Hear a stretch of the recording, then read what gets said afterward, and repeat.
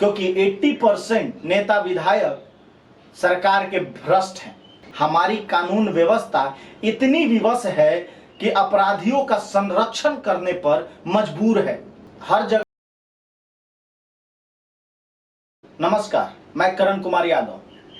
बिहार के माननीय मुख्यमंत्री श्री नीतीश कुमार जी का भी मानना है कि बिहार में सबसे ज्यादा अपराध भूमि विवाद को लेकर होता है, जबकि जिला स्तर, पंचायत स्तर, ब्लॉक स्तर हर जगह कर्मचारियों को रखा गया है आपके जमीनों का लेखा जोखा रखने के लिए, उसमें कोई गलती ना हो सके, और उसमें गलती की भी उन्हीं अधिकारियों द्वारा जाती है।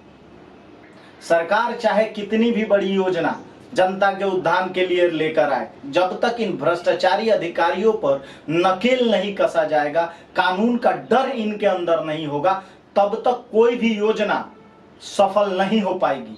आम जनता का उद्धार नहीं हो सकता, आम जनता का भला नहीं हो सकता।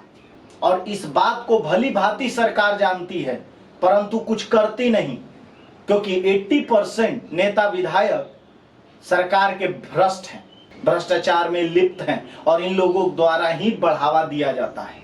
अगर हमारी देश की सरकार सही हुई तो एक भी अधिकारी की हिम्मत नहीं होगी कि आम जनता को लूट सके, आम जनता से पैसे की मांग कर सके, परंतु सरकार इस पर शायद रोक ही नहीं लगाना चाहती। हमारी कानून व्यवस्था इतनी विवश है कि अपराधियों का संरक्षण करने पर मजबूर है।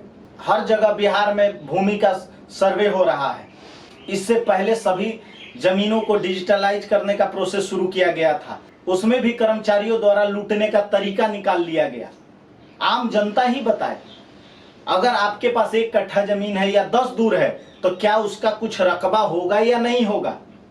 लेकिन देखिए, कर्मचारियों द्वारा, ऑपरेटर द्वारा जानबूझकर खाता खेसरा डाला गया, लेकिन रकबा जीरो कर दिया गया, किसी में खाता गायब कर दिया गया।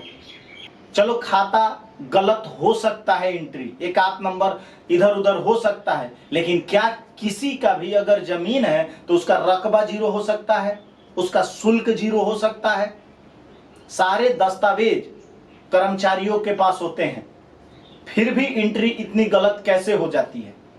और इसी को सुधारने के नाम पर हर पंचायत में, ब्लॉक पे पैसे की मांग हो रही है। और मुझे नहीं लगता कि प्रमाण देने की आवश्यकता है, क्योंकि जिनका भी जमीन है बिहार में, वो भली भांति इस चीज से अवगत होंगे कि उनको हर एक काम कराने के लिए, चाहे म्यूटेशन हो, रजिस्ट्री हो, रसीद कटवाना हो, उसके लिए पैसे देने पड़ते होंगे कर्मचारियों को। इन भ्रष्ट कर्मचारियों का मनोबल इसलिए बढ़ा हुआ है क्योंकि आम जनता आवाज नहीं उठाती। सरकार इन पर कभी रोक नहीं लगा सकती जब तक आम जनता जागरूक नहीं होगी। भ्रष्टाचार को खत्म नहीं किया जा सकता है। करोड़ों रुपया आपके जमीन को सुरक्षित रखने के लिए, सही तरीके से रखने के लिए खर्चा किया जाता है सरकार के द्वारा, लेकिन भ्रष्ट कर्मचारियों के गलती के कारण आपस में आम जनता लड़ती है और मरती है।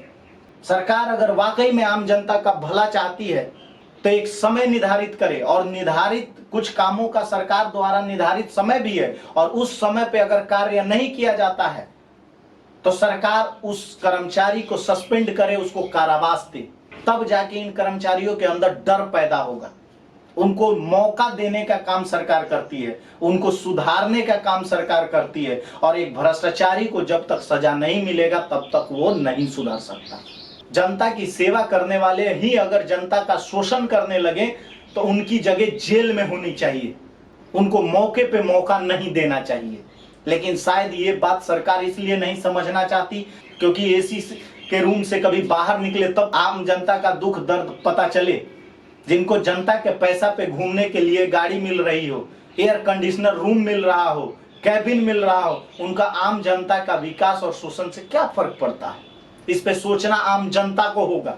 जिला स्तर पर आप आवाज नहीं उठा सकते, पंचायत स्तर पे उठाइए। आप आवाज नहीं उठा सकते तो जो बोलता है उसका साथ दीजिए। अगर आपके दस्तावेज सही हैं और फिर भी आपका ऑनलाइन रसीद नहीं कट रहा है, या आपका रकबा जीरो कर दिया गया है, या खाता खेसरा गलत चढ़ाया गया है, तो आप एक बार अपने कर्मचारी से जरूर मिले और उसके द्वारा अगर पैसे की मांग की जाती है या आपके काम में डिले किया जाता है तो आप हमसे संपर्क करें, उसके खिलाफ कानूनी कार्रवाई कराई जाएगी और उसको सजा दिलाने के हर संभव प्रयास किया जाएगा। अगर आप लोग मेरी बात से सहमत हैं कि सरकारी कर्मचारियों द्वारा अगर पैसे की मांग की जाती है और पैसे नहीं देने पर आपके काम को डिले किया जाता है, आपको दौड़ाया जाता है, आपको गलत इंफॉर्मेशन दी जाती है, तो उनके प्रति कानूनी कार्रवाई होनी चाहिए, उनको कारावास की सजा होनी चाहिए, उनको कड़ी से कड़ी सजा मिलनी चाहिए।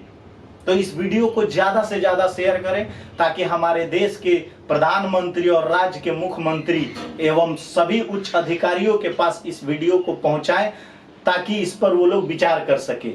हालांकि विचार करना ही नहीं चाहते, वरना इस चीज से हमारा देश आजादी के बाद से ही जूझता आ रहा है, लेकिन आज भी भ्रष्टाचार पर रोक नहीं लगा पाए, क्योंकि जिसको रोक लगाना है और जिसको इसकी देखरेख करनी है वो खुद भ्रष्ट हैं, चाहे वो नेता हो या अधिकारी हो।